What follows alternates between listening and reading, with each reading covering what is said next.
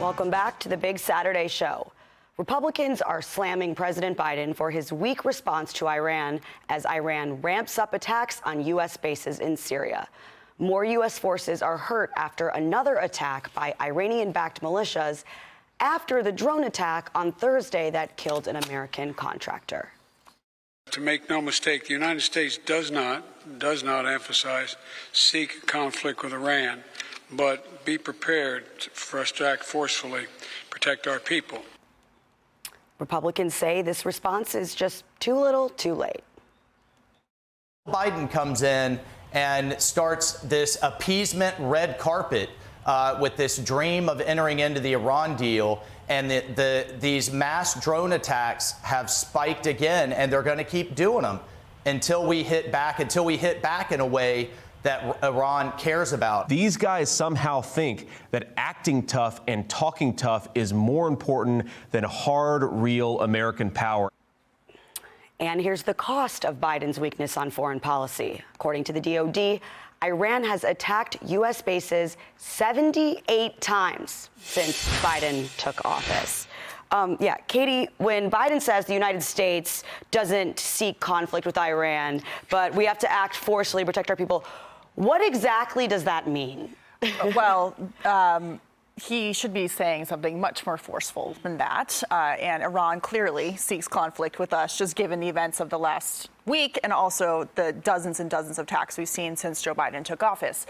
Let's not forget that President Joe Biden was the vice president during the Obama administration when this exact type of appeasement, the entire Iran team from the Obama era is back during the Biden administration, was the time when Iran took a number of our soldiers hostage on that boat. Then they broke the Geneva Convention by filming them and using it for propaganda purposes. The bottom line is that the Iranians, and quite frankly, all of our adversaries, have no questions about whether the Biden administration is going to issue any kind of deterrence. Iran isn't worried about President Biden issuing a directive to take out someone as high profile as Qasem Soleimani, as President Donald Trump did. And it's clear the more you appease the Iranian regime, the more bad behavior you get. And just this week, we saw the administration waive a sanctions waiver that will allow Iran to receive $500 million in cash. They will say it's from Iraq for electricity, but obviously they always skim that off for terror reasons. So you're going to see more of this because the posture from the president, especially when he first says that we don't seek any conflict, rather than saying, if you do this again, we'll blow you off the face of the earth, like the previous president did. Yeah, I mean, Griff, the Pentagon says they don't see any escalation with Iran, but does that make you feel better? Or?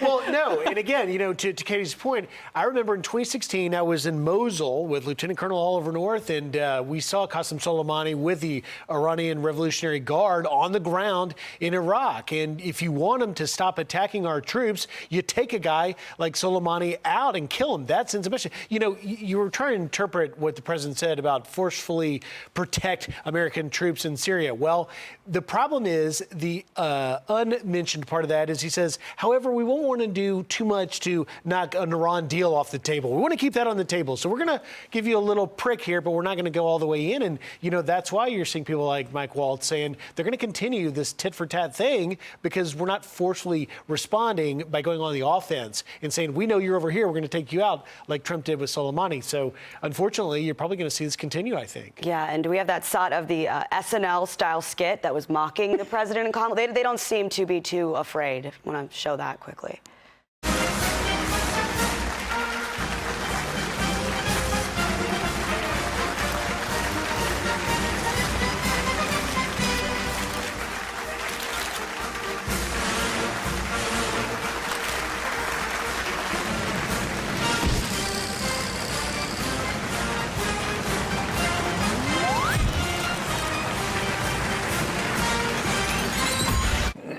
I mean, Charlie, that's Saudi TV, but it's also not that far off from actual television footage of things that really happen. It's not even mockery. Right, it's like exactly. They just have reenactments going on there.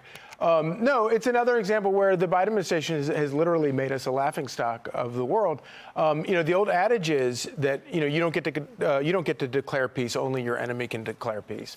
And when Joe Biden sits here and talks about we don't seek conflict with Iran, well, actually, you don't get to make that determination if they're hell bent on killing you. And as you were saying, Katie, the appeasement that we saw under the Obama-Biden administration included, of course, $800 million in secret pallets of cash sent into Tehran, which, of course, has all been spent not on anything good, but on things like this drone that was used to attack one of our contractors.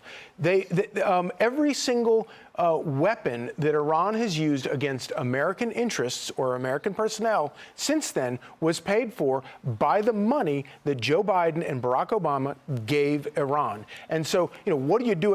What do you do now? I don't want to get into Third World War with with Iran.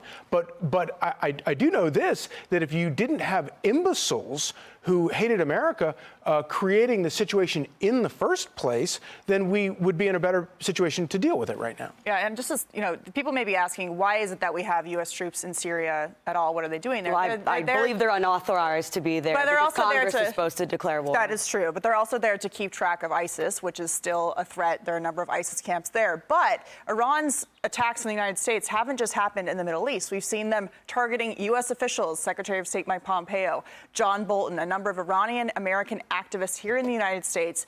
They've threatened their lives, tried to kill them on American soil. So it's not that this is just happening in a faraway place that the military is just dealing with. This is happening here, and the Biden administration has done very little to address that. And the point that you just make is such an important one about getting congressional authorization. Yeah. Not only is that the proper way to do it, but that also forces leaders to make the argument so that the American people go along with it. And if they made the case successfully, the American people would be like, hell yeah, let's go after them, let's blow these people up. Or if there isn't an objective and it doesn't make sense, they'd be like, hell no, let's not do it. Yeah, but that's never going to happen, the authorization, because then you've got to say what's actually happening, which is Iran's Shiite militias are vying for power, and we're going to stop that and go after them.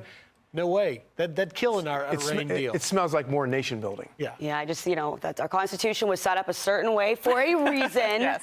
So I think it was never supposed to be so easy to get involved in these sort of geopolitical issues with minimal consideration of the implications. It's really remarkable how the Constitution kind of makes sense. Yeah.